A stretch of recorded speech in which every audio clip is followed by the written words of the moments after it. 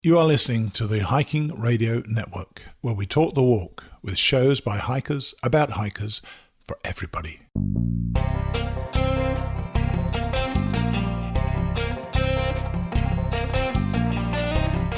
This is the Hammock Hangers Podcast, where we hang out and talk about everything from hammocks and hammock camping to the group hangs from around the country.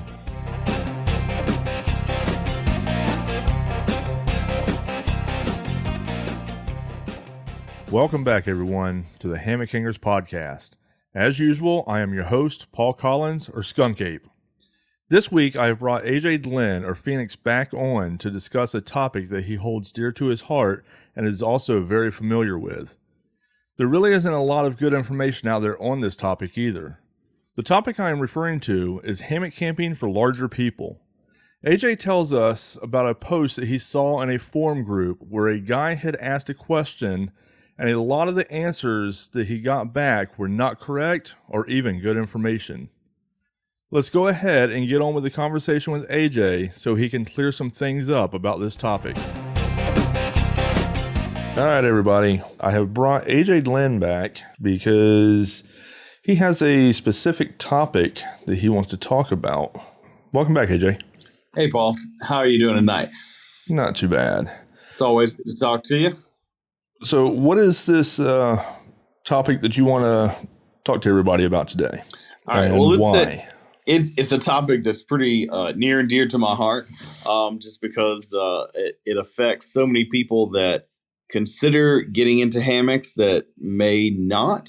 And that's only because there's a lot of really bad misinformation about this. And what I'm talking about is hammock camping for larger individuals. And when I say larger individuals, I'm not talking like 250. I'm talking, you're pushing 350, even up to 400 pounds or higher. I recently was part of a discussion on one of the hammock forum groups on Facebook, and a gentleman was asking about getting into hammocking. And he weighed, I want to say, in the ballpark of 350 pounds. And he was looking for suggestions. And I was reading through some of the comments, and they were just to put it nicely. I don't think any of them were trying to necessarily be discouraging. But as a person that has struggled with their weight for most of their lives, I found some of them very discouraging. And I just kind of wanted to touch base on that and talk about that issue and really open up some options and hopefully inspire some more bigger guys and gals to really get out and start enjoying hammock camping. Okay. So just so, everybody is filled in here.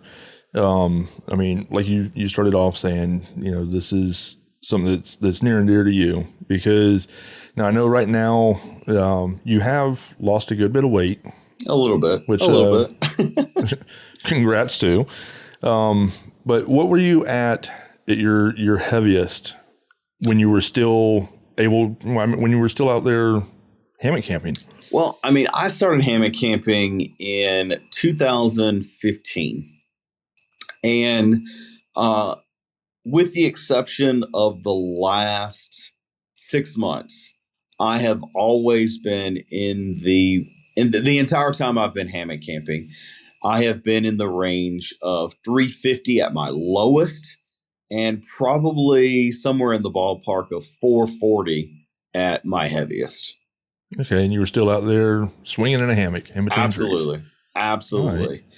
In fact, when I got into hammock camping, it really opened my eyes to enjoying camping again.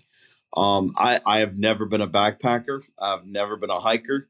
And for most all intents and purposes, I am still not a hiker or a backpacker. But I don't scoff at the idea. Hammock camping really opened that door up because hammock or just camping in general just became unfulfilling. It was uncomfortable. Both me and my wife, we have always camped together, even before we were married. We would do car camping. We would do tent camping. and just sleeping on the ground, or, even at best sleeping on one of those inflatable mattresses, when you're a guy of significant size, that's not even comfortable. So when you wake up in the morning and you're all stiff and, on top of the stiffness that you probably already feel on a regular basis, you just wake up in a not so great mood. And there's never really a time, there wasn't any comfort in camping. And that's something that hammock camping really opened the doors for me to get out and not only do things like my first backpacking trip since maybe like high school, but also going out on a regular basis and enjoying nature again, meeting new people, and really earning and garnering this new community, which I now consider family. Okay.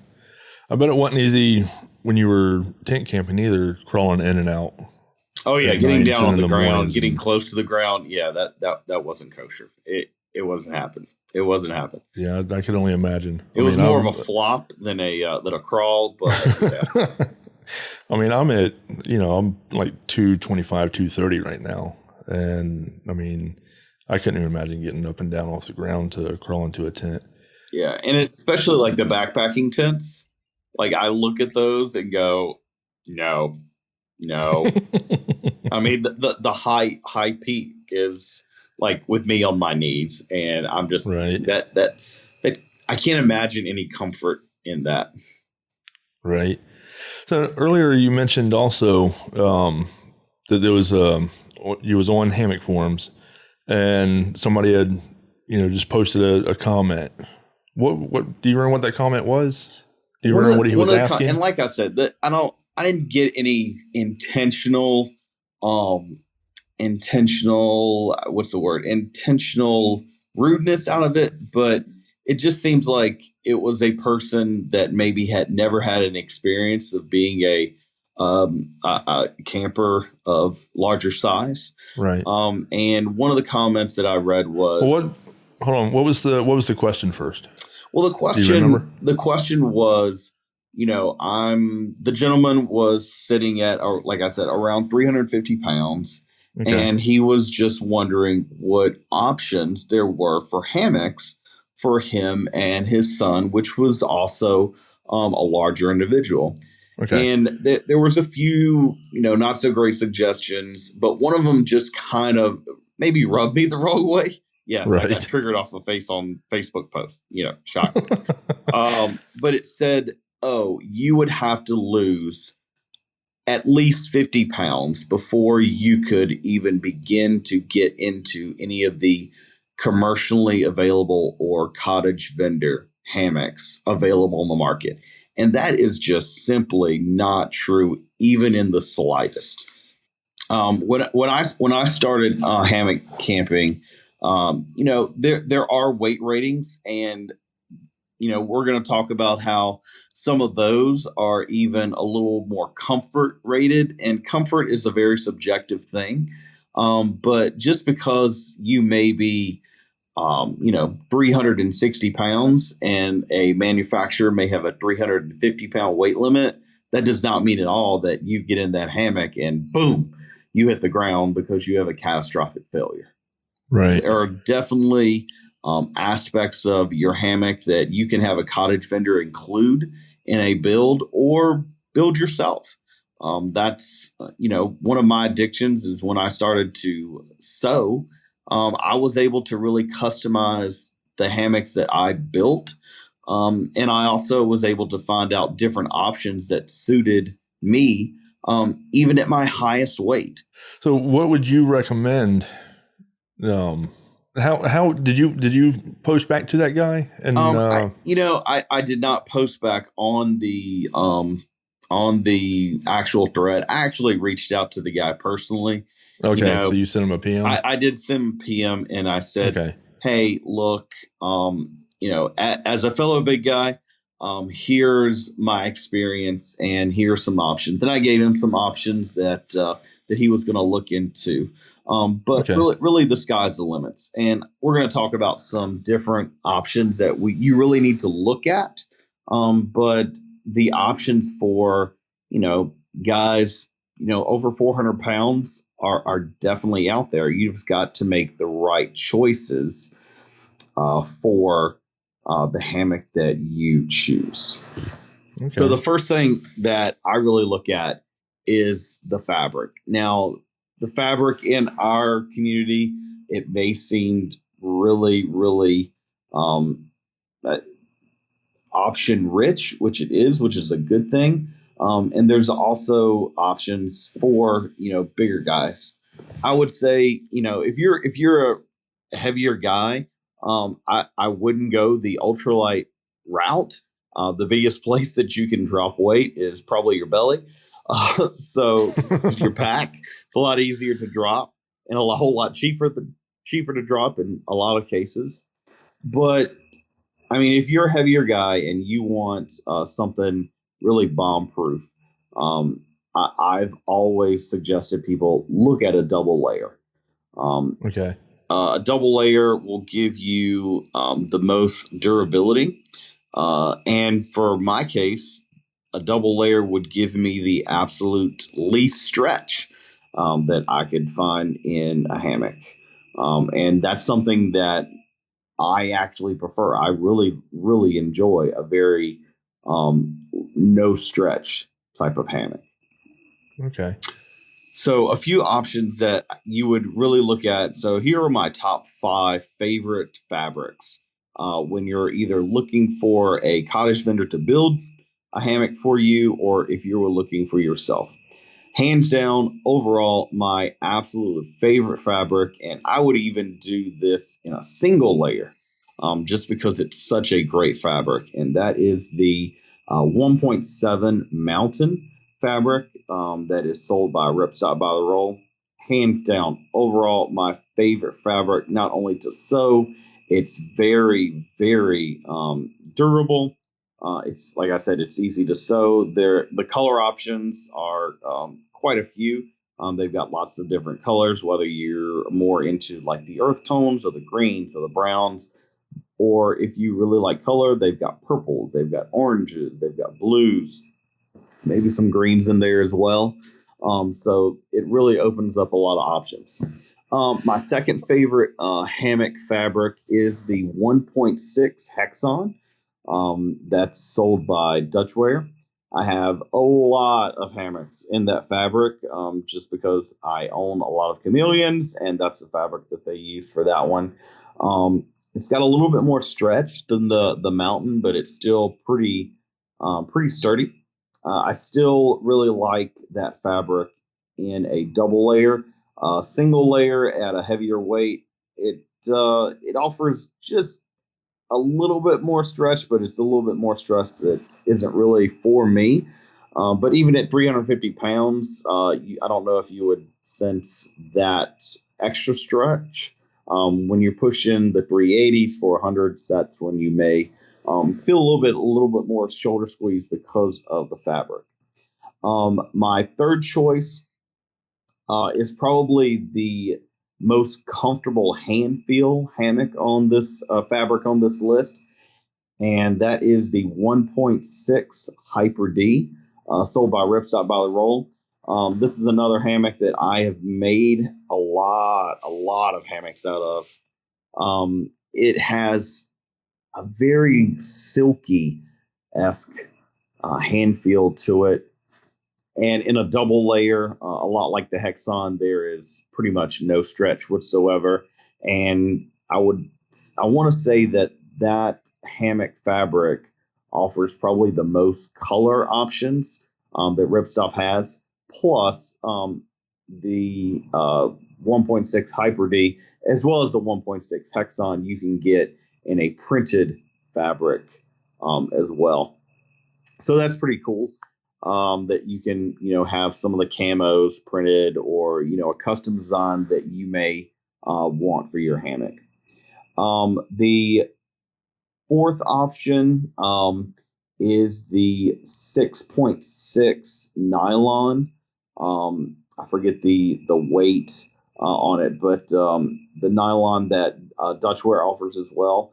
This is a newer hammock fabric option that's on the market, and I recently got a 12-foot hammock with this fabric, and it is a really nice hand feel, very similar to the 1.6 Hyper D. Very little stretch.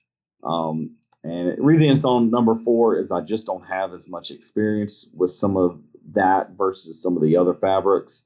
But it was a very great feeling hammock. And finally, if you're really the heaviest fabric on the market for this is the 2.2 Hex by Ripstop by the Roll. It is a very stout fabric, really, really easy to sew. And there's, I want to say, there's quite a few color options to that one as well. And that's going to be your heaviest weight fabric on the list. Okay. So now, if I remember correctly, a couple of weeks ago when you and I was talking, we were talking about this, and you had mentioned that your favorite, if you was to make like a double layer, that you would use one fabric for the outside and one for the inside to create what you feel would be the perfect match for what you wanted. I mean, why I haven't actually done this, I don't know. Just because I can't justify sewing another hammock to add to my plethora of harem hammocks that I do have. But if I had to go it over again, I really love the hand feel of the 1.6 Hyper D. It is silky smooth. It just feels great on the skin. So if I was going to do, I would do an inner layer with that, with the 1.7 as the outside layer, only because of the support that it gives. And like I said before, even over 400 pounds. And I have another buddy that I made a 1.7 mountain fabric for that's also well over 400 pounds. And he uses it as his main hammock in a single layer. What is that one that you that I have that you made that you gave me? That is, I want to say that is a double layer Hyper D, the 1.6 Hyper D. Because I know that's very comfortable as well. Oh, it's a great feeling fabric. It really, really is. I use that a lot whenever if I just want to take my hammock in my backyard and string it up. A lot of times I just take the Pheonix original out there. So that covered fabrics. So what would be next? Okay, the next thing, and this is not exactly as far as structure, but a lot of guys, especially larger individuals, always just assume, hey, I'm a wider guy, I must need a wider hammock. And I have hammocks anywhere from 57 inches wide all the way up to 72 inches wide. And surprisingly, and I do have broad shoulders, I would say I fall somewhere in the middle. I find my wide chameleons that I have, it's just too much extra fabric that's just there. That isn't really doing anything, and sometimes some people can find that annoying. But my regular with chameleons are kind of. I wish there was just a little bit more. My happy place is somewhere in the 65, 67 range as far as the width goes. Okay. So width doesn't necessarily mean, since you're a bigger guy, you're definitely going to want a 72-inch wide hammock, and some people you might. I would say, not to just plug HangCon, or any hang around your area. Go to a hang, lay in a few different widths of hammocks, and you might find that you might be more comfortable just in a regular width hammock versus an extra wide. Or Gotcha. On the flip side, you may say, oh, no, I can't do a regular width. The extra wide is for me. Another great reason to check out some of the local hangs in your area if you're in some of these areas where there are some hangs available for you. Okay. And I mean, the width is always going to be a personal preference. Yeah, the width is personal preference. I would say with the length, unless you're a shorter, bigger person, I would definitely go no less than 11 feet. 11 feet seems to be kind of like the sweet spot as far as getting the longest hammock that you can get that accompanies most of the easily accessible tarps, quilts, other accessories that you're going to throw on that hammock. Gotcha. Okay. Next thing, suspension. So a suspension is what's going to hold your butt in the air. And I will also preface this by saying the entire time that I have been hammock camping, I have never, ever had a hammock body fail on me out of all the different types of fabrics. And I'm pretty, careful with my gear. And also I don't like to tempt fate. I know you're a big fan of your Cloud 71 hammock. I'm not going to put my body in something made from unicorn spit. Let me tell you, I lay in mine. I just do it as a lounger. Good for you. But I would I'm lounge. very, very, very hesitant as I am getting into it. Yeah, and I mean, to be honest with you, I am waiting for the one day that it don't hold my weight. Yeah.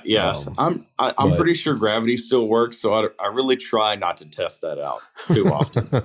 I did make a hammock here recently with the it's not the cloud fabric, but it's the 1.5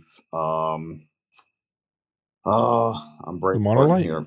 The 1.5 monolight. Okay. Just because being in Florida, that's a great fabric for a lounger, right? Just because you can. I think that's why I like the cloud hammock, especially in the summertime. I mean, because there's not much up under you, and you get if there's a slight little breeze, you're feeling all the breeze. You're going to feel it.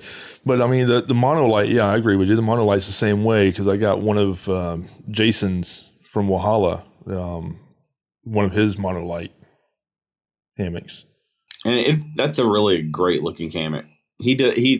For those of you who may not know Walhalla hammocks, I would definitely check him out as one of the cottage vendors that you need to be on the lookout for. He makes amazing gear, and his hammocks are crazy comfortable. Yes. His hammock that he made for me last year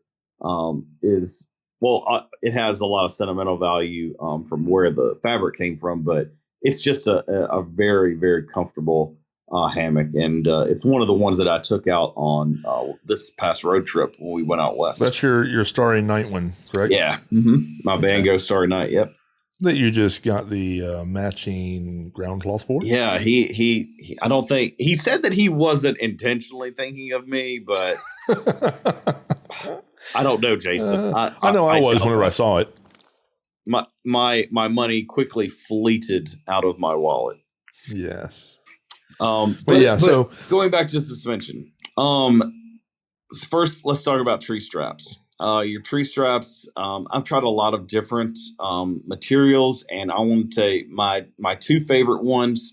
The 3,000 pound webbing that Dutch sells is pretty as bomb proof as you can get in a 1-inch strap.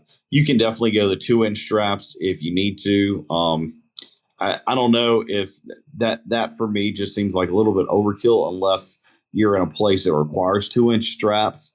But the 3,000 pound webbing that Dutch sells is probably overall the most bomb proof strap material on the market. My second favorite is actually a Dyneema webbing. And I've tried a few different of those. Some of them I like, some of them not so much. But the Dyneema fabric that Anne-Marie from Autumn Outdoor Gear uses is really, really amazing. I would say, I want to say I was still around the 400 pound range, and I got a set of tree straps from her in her Dyneema webbing, and there was no stretch. There was absolutely no stretch when I got into that hammock for the first time. Um, at all, and it held the entire night. Of course, with it being Dyneema, you're not going to use it for like buckles and things like that. It's more for like your Beckett hitch kind of style suspensions. Why is that? Well, Dyneema is very slippery. Okay. And to use in buckles, it doesn't create enough friction in the webbing to actually hold. Okay. There are ways that you can get around that in some cases, but just as a rule of thumb, for just as a personal preference, I stick to the Dyneema as a Beckett hitch style suspension. But yeah, so the Dyneema straps from Autumn Outdoor Gear and the 3,000-pound webbing from Dutch are two of the strap materials that I absolutely love. As far as the suspension itself, I've used them all. Daisy chains, both are, the really thick, heavy ones that you get on Amazon. They work just fine. The spider web, not spider web, but the spider straps that Dutch sells, and I want to say Hammock Gear has something very similar as well, using their spider webbing. Those are lightweight options that are also really great. Let's see. A few of the Dyneema webbings are good, especially like if you're in the 300, 380 range. The Dyneema poly web poly combo that Dutch sells is also really, really, really great as well. And for those, you can actually use them with buckles, either a Dutch buckle or a Beetle buckle, or another great suspension option from Autumn Ultralight or Autumn Outdoor Gear is her birch buckles. I love the birch buckles. Yeah, as far as a buckle system, that has to be hands down one of my favorite one. Yes, that's my go-to now. Yeah, I mean, I've got a lot of different types also. Yeah, but the birch buckle's my go-to now, I think. And apparently, a lot of people like them too, because Amory is always sold out. Oh, she stays sold out of them. Yeah, I know. Yeah, I mean, most for the longest time, I would use Whoopies. Now, if you're going to make your suspension with either Whoopie slings or UCRs or anything along those lines, I would suggest going to the 1/8 am steel versus the 7/64, just as if you want to make your system as bomb proof as possible. Now, again, I will say, even at my heaviest, I have not had any issues with 7/64s, but it does wear out a lot. You do start to see a lot more wear earlier on with the 7/64s versus the 1/8.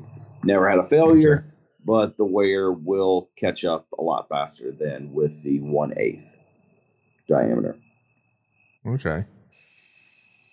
Another thing that I suggest, and just as a way to make your hammock system a little bit more bomb proof, is I always use either 7/64 am steel or even 1/8 am steel for the ridgeline, for the structural ridgeline of the hammock.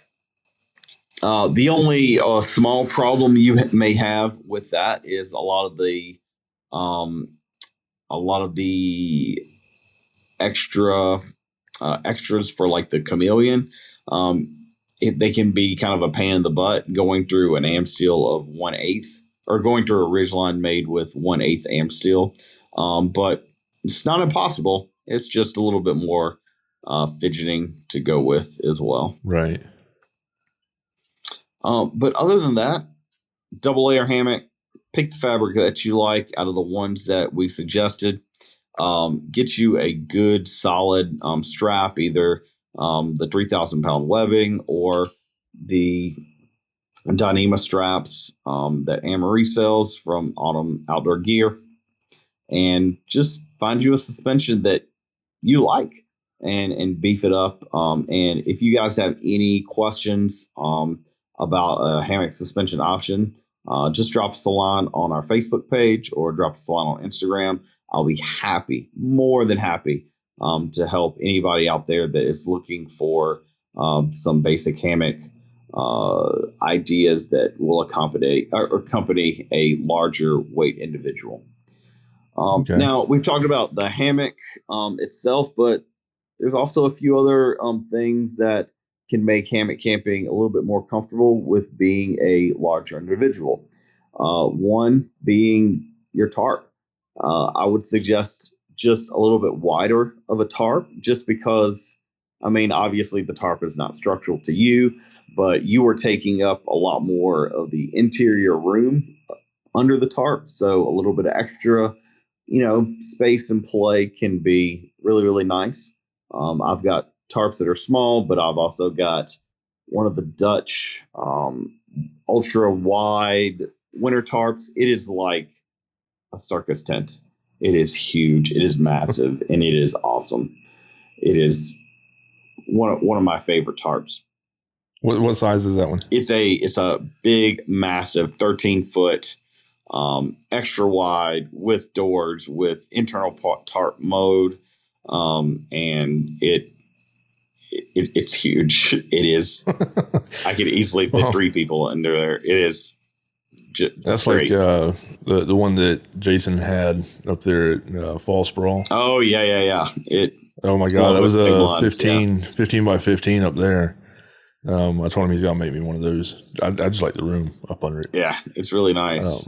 So also talking about quilts, one of our favorite vendors. I know I own a lot of their quilts, and you just recently acquired a nice little set.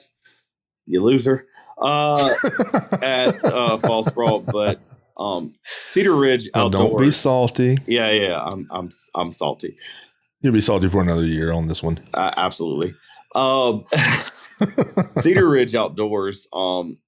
Great guys, great company, great products.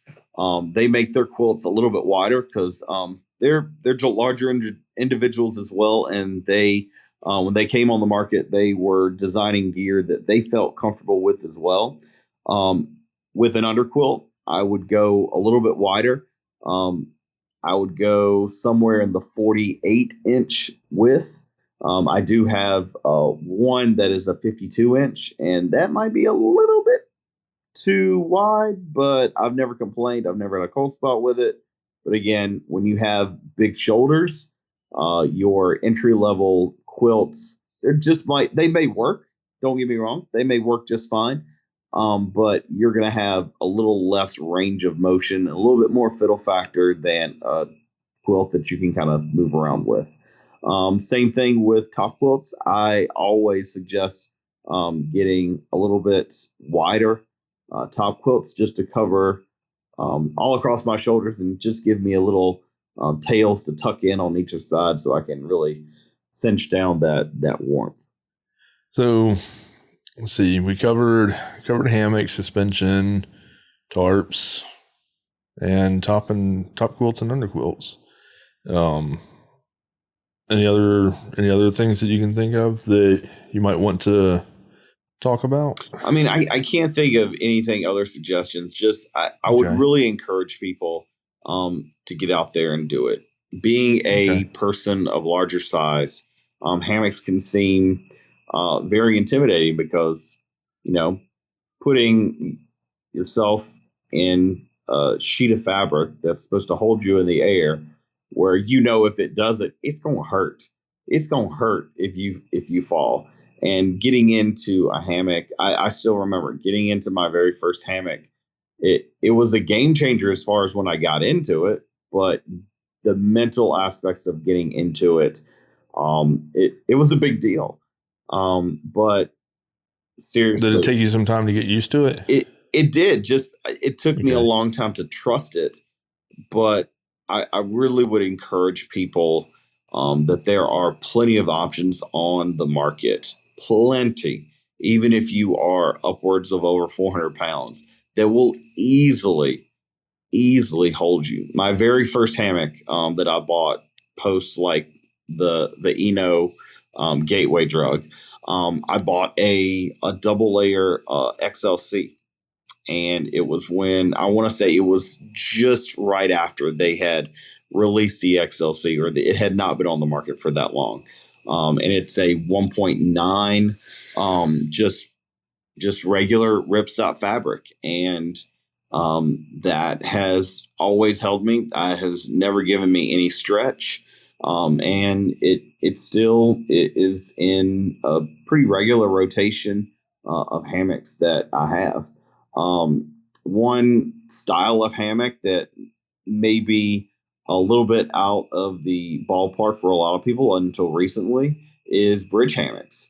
Now, granted, I have lost quite a bit of weight, and I have recently transitioned into using a War Bonnet Ridge Runner full time now. But there's a great vendor named Bill Townsend with Townsend Outdoors. He makes a big guy bridge that I have, and it holds up to 400 pounds, and it's been fine.